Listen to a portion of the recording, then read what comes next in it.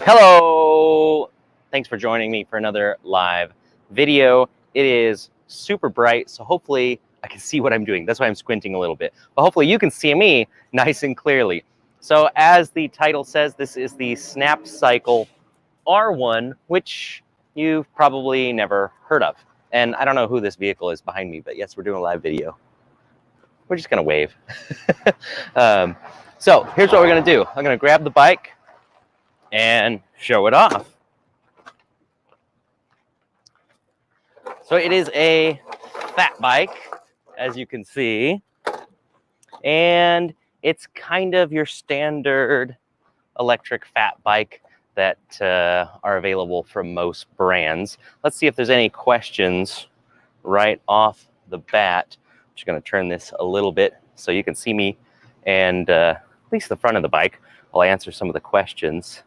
And Dennis says, how about a review on backpacks sometime?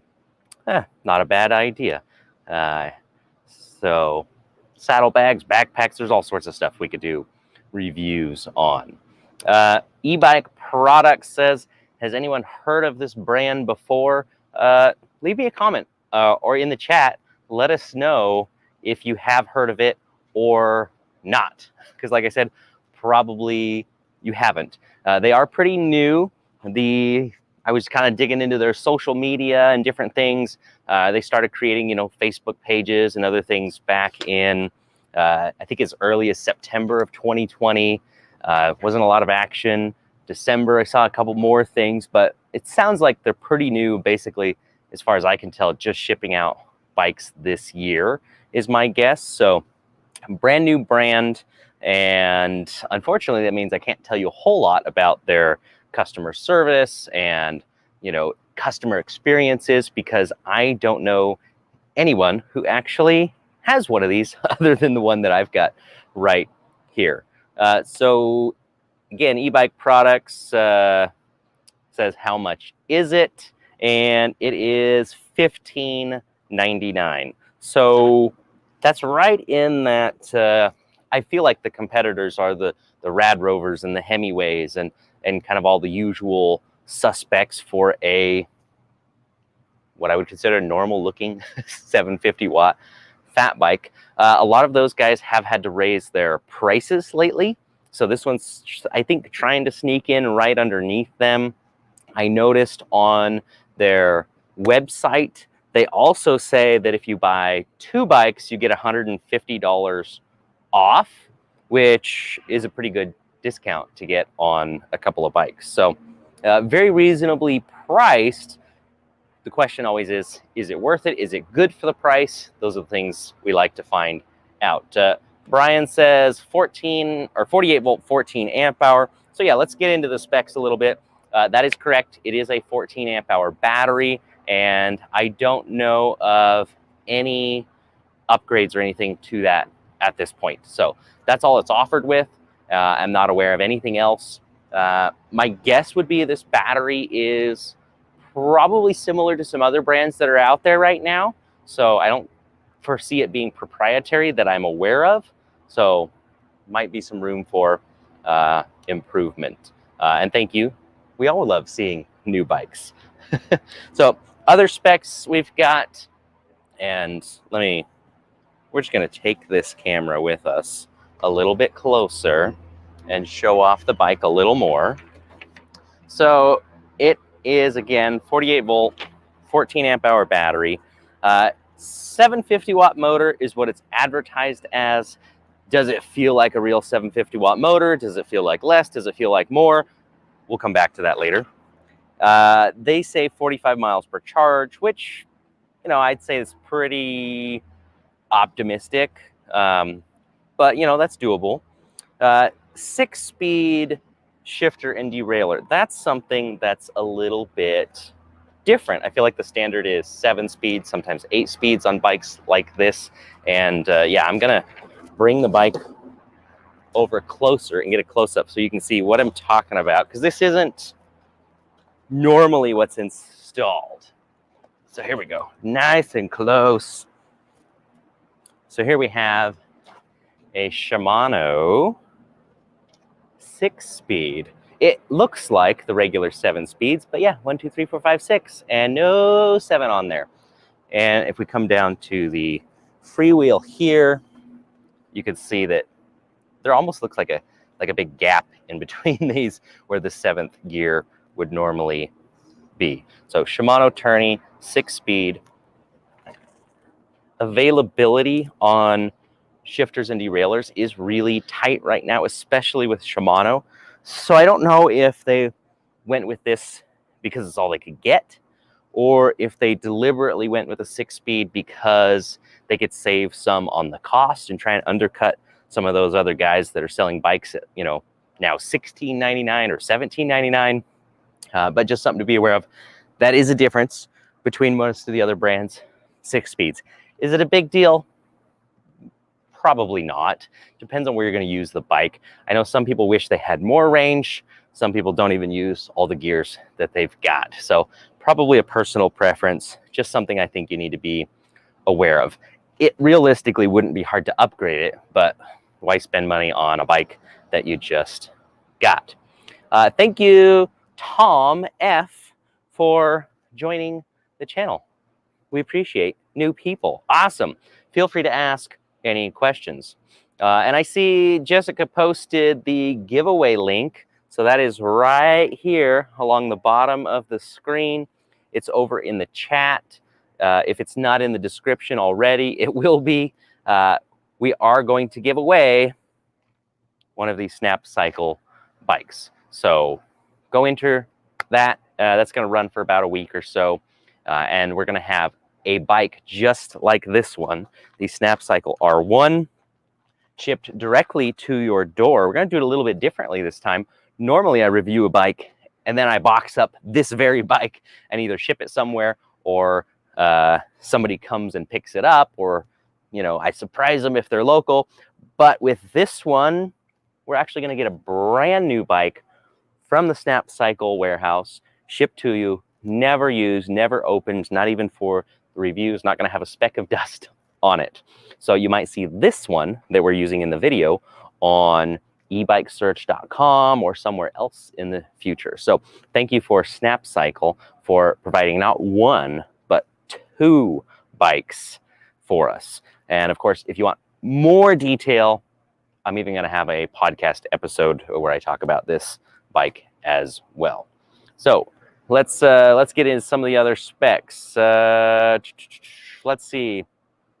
Ebike product says stand over height looks lower than most. Let's see. They have a recommended rider height of 5'3" to 6'4". I'm gonna say it is fairly low. I mean, this comes down pretty nicely.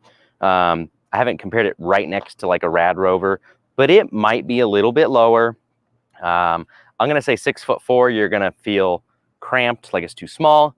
5'3", you're probably gonna feel like it's too big. So that range is a little, again, optimistic, I think. But you know, 5'6", 5'7", maybe, up to like a 6'1", I think that wouldn't be a problem. You know, you can always adjust bikes and tweak things to get them comfortable. But that's my thought. Oh, look, Ebike Escape became a YouTube member. Thank you, Ebike Escape. That's, wait, over here, right there in the corner. They have a YouTube channel about e-bikes as well. So maybe you can check them out after this. Ebike Escape says, is there such a thing as too many fat tire bikes on the market? Lots of Me Too companies. That's a very valid point. And that's something that I definitely wanted to talk about with this video, and that I've mentioned in other reviews. It seems like, in my opinion, you have guys like Saunders or Rad Power that start selling, or Hemingway, they start selling, you know, thousands of bicycles of a certain style, and then you get all these, not copycats, but really, really similar bikes. And the question is Snapcycle just another one of those, or do they do something different? I've reviewed several e-bikes lately where I feel like it was kind of like, well, this is just like a Hemingway, or it's just like a Rad Rover. They're brand new. There's nothing that interesting or exciting to get me to buy that over one of those already existing brands. So I definitely agree with that sentiment if that's the way you were thinking of it. Now, as Mithras says, looks like it has good welds. If there's one thing that sets this bike apart, I would say it's the frame. It looks really nice. So let's see if we can show you close up on the frame design. So the battery pops in through the bottom and it's kind of integrated inside there.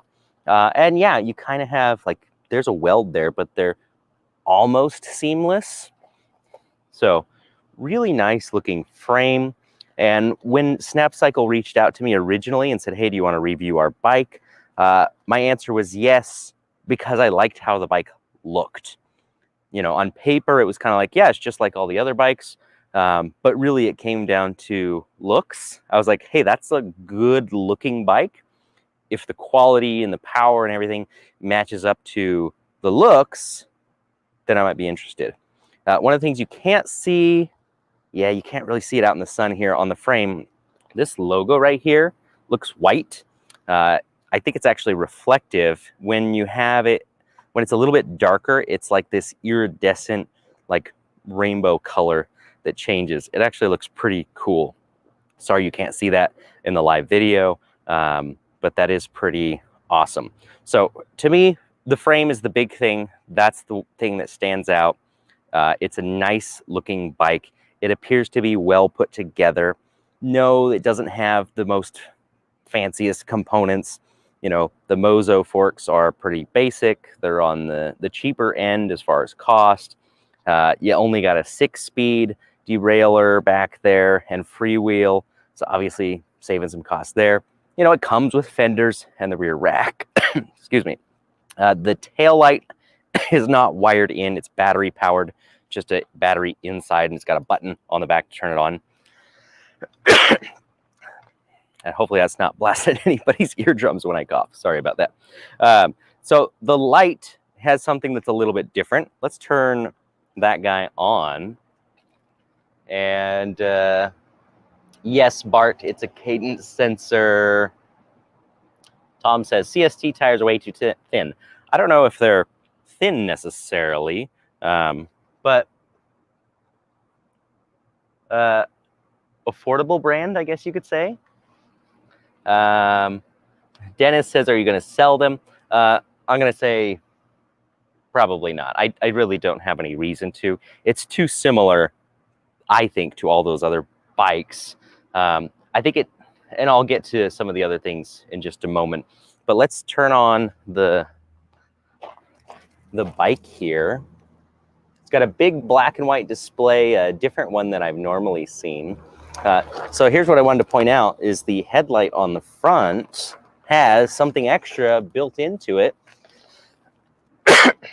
And it's funny because I just did a video on how to add turn signals and a horn to your bike. And I thought maybe that's something that's going to happen to more bikes in the near future. It doesn't have turn signals, but check this out. On the handlebars, already mounted, it's got a horn built in. It's loud and slightly annoying, but that would definitely get somebody's attention. So I was like, hey, that's pretty cool. So that's one little thing to set it apart. You know, you can buy a horn separately on Amazon really cheap, but they took the step, an extra step to put that in. So that's something I wanted to point out. As far as speed, power, those are probably things you want to know. And this is, let's get a close up here. If you can see this here, this is a class 2, says 750 watts, 20 miles an hour. That's how it is set up out of the box. And they say on their website that it can be reprogrammed to a class 3. So the limit can be 28 miles an hour. And that little sticker that's on there, it actually came with a class 3 28 mile an hour sticker in the box as well. So they have it set up where you can immediately out of the box set it up as a class 2 or class 3, whichever way you would prefer. Let's see, Ebike Escape. So we were chatting a little bit back and forth here. My take is companies need to differentiate elsewhere, particularly on product support. Most people don't mind spending more if they know there will be less headaches if they need help. I think that's a valid statement.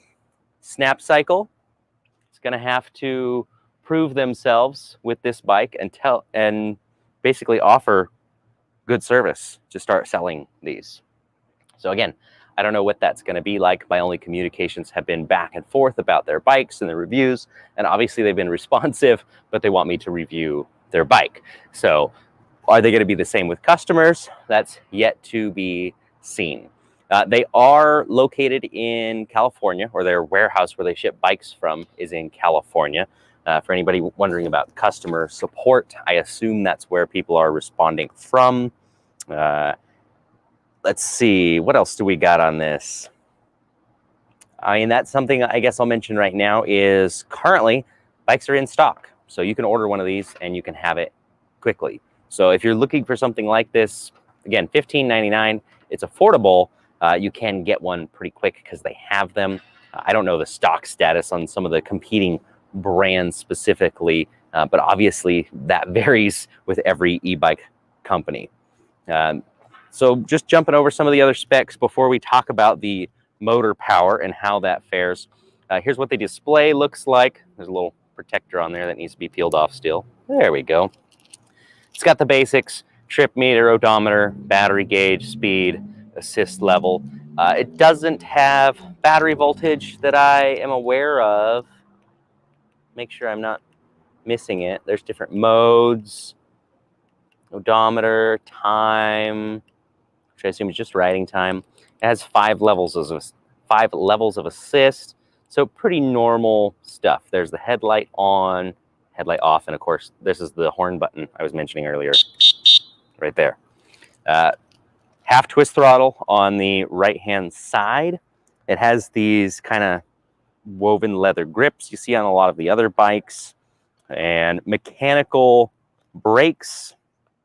Here is the fork that I talked about. It does have a lockout and has a preload adjustment. That's about it. Again, fenders, they're plastic. This is something that's kind of interesting. I've seen it on a couple brands lately. The battery port, instead of trying to have like that dinky little plug that most of them have, it has a big plug built into the frame, and then there's just not an inside plug. It seems like that's a lot sturdier and might hold up better. It's also a lot easier to open and close.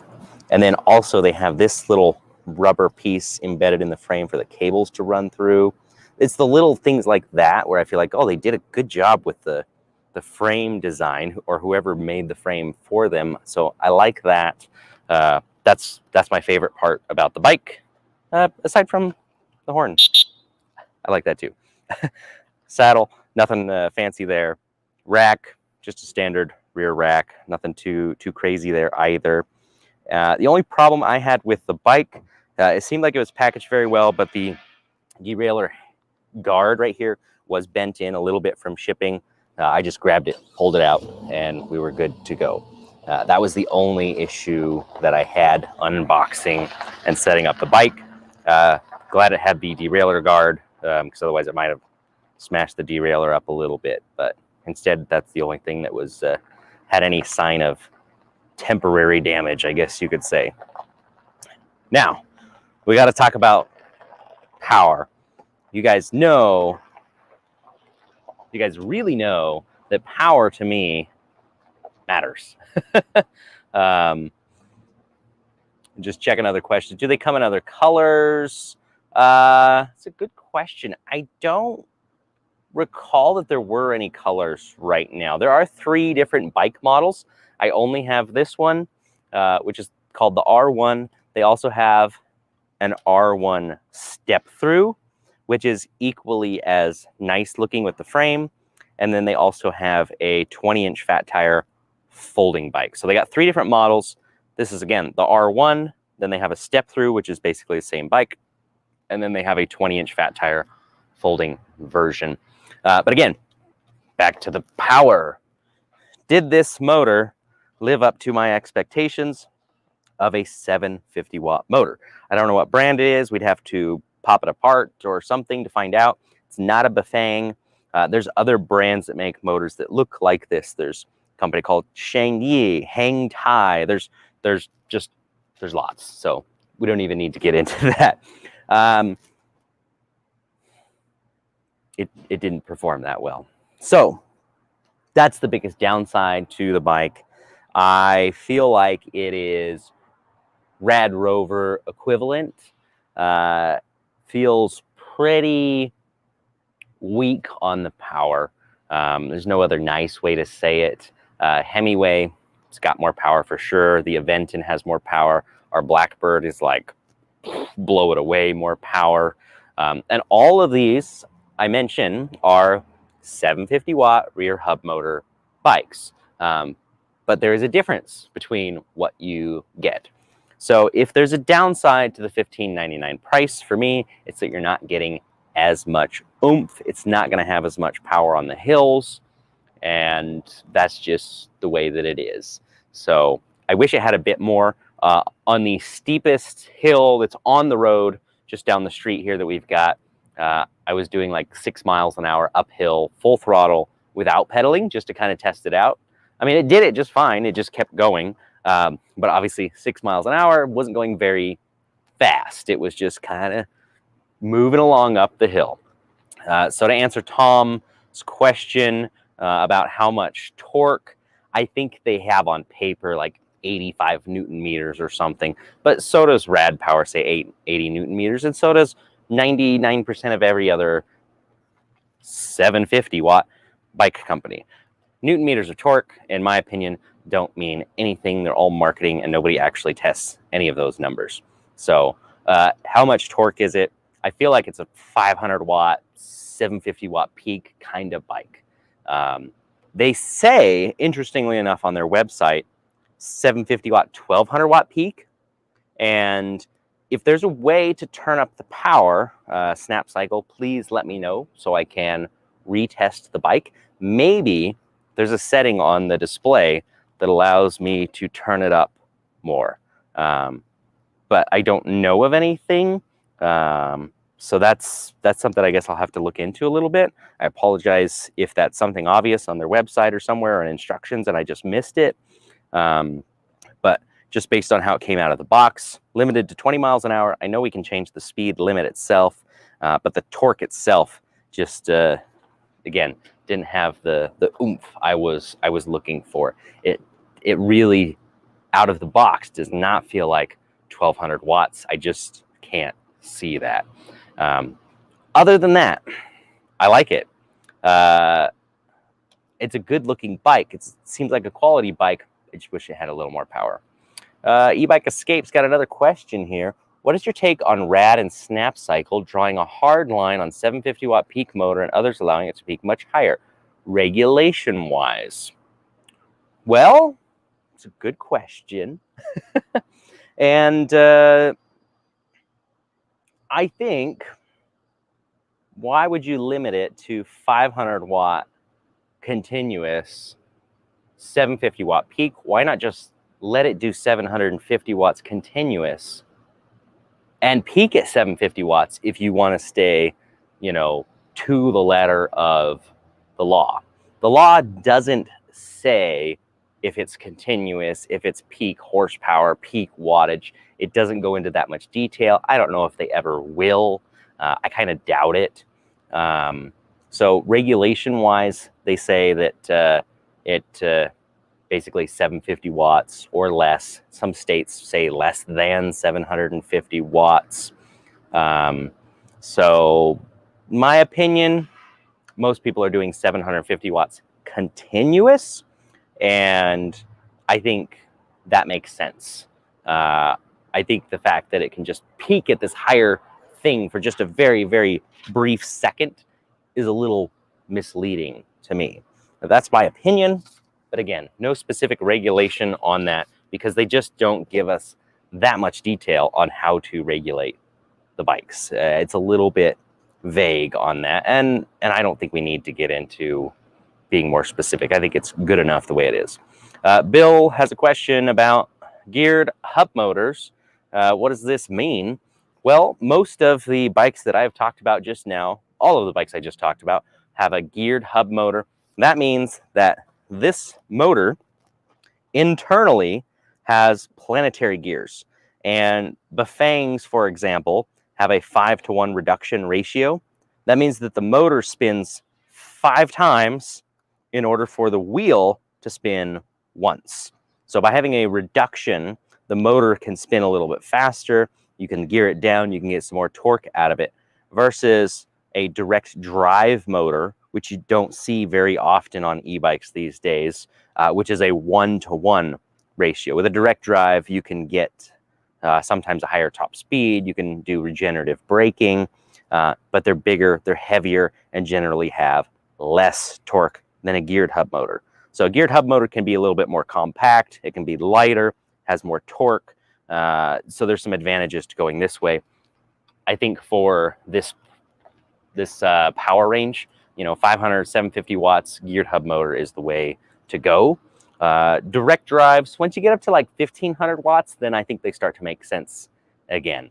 And those people that have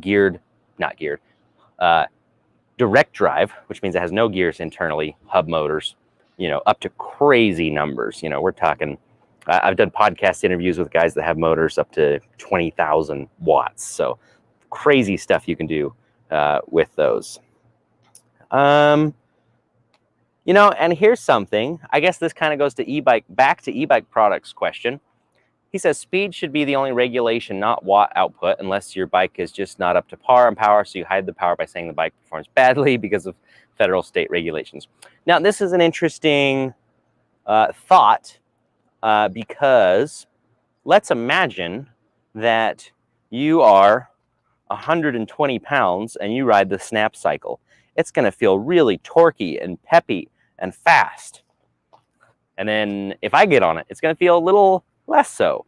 If somebody that weighs 100 pounds more than me rides the bike, it's going to go even slower. So that is something that I've heard a few people bring up that makes a lot of sense. Why limit the maximum wattage when that depends how the bike is going to perform depending on who is riding it? It would make more sense to just have a speed limit in place for e-bikes and call it good and not limit the wattage. So I think that makes a lot of sense. Will it ever change to that? Probably not, because it's so well regulated and cemented in right now. I don't foresee that changing. But I think that would have made more sense, is don't limit the wattage. I mean, maybe you limit it something, you know, 4,000 or 5,000 watts or something crazy, but you can only go 20 miles an hour. You know, that would make more sense, because a bigger, heavier rider could ride a bike that feels the same way as a lighter person, or if they have other health conditions. So the wattage, yeah, it doesn't really make a whole lot of sense, but that's the way it is. And it's, at least there's some regulation that's favorable that lets us ride e-bikes in most areas. Let me know if you guys have any other questions about the Snapcycle R1 before we wrap this up. Don't forget that we are giving one of these away. There's a link in the chat. We'll probably add that to the description if you're watching this after it airs live. The other thing I want to mention is that tomorrow is the last day for some of the prices we have at Bolton e-bikes on bikes like the Blackbird, the Crusader, the Avenger. Shipping container prices have gone up from 6 months ago. I think we managed to pay like $6,000 in freight for a shipping container. Now we are up to closer to $19,000 per shipping container. The freight prices are just skyrocketing. So I really don't have any other choice other than to raise the prices until those go back down. So the Blackbird is going up by $100. Basically, the price currently is good till the end of the month, which is end of day tomorrow. So Blackbird's going up $100. The Avenger, Crusader, which are our 20-inch fat tire folding bikes, are going up $100 at the end of the month, which is tomorrow. So if you're looking at one of those bikes, you might want to act quickly if you want to save basically $100. Last questions I see here. Mark Harris says metal gears in better hub motors. I don't know that I would agree with that, because metal gears are noisier. If something breaks, it's going to be a little more catastrophic. Also, nylon gears kind of have a natural lubrication. So there's a reason we use nylon gears inside motors. So depending on the situation, there might be some cases when metal's better. But in general, I would say I like to have a nylon gear in there somewhere for wear purposes and for noise. Dennis, those bars look really flat and narrow. Are they? That is a good question. Let's see. You know, I don't know what the width is. Flatness wise, there's a very small rise. I would say you're probably right comparing to some of the other brands of bikes we talked about. The Blackbird has an adjustable stem, so you can get the bars up higher. The Rad Rover has bars with a big rise to them, so they sit up higher.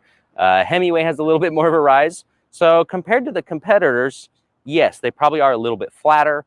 Width-wise, I would say probably about the same. Not a big difference there, if any.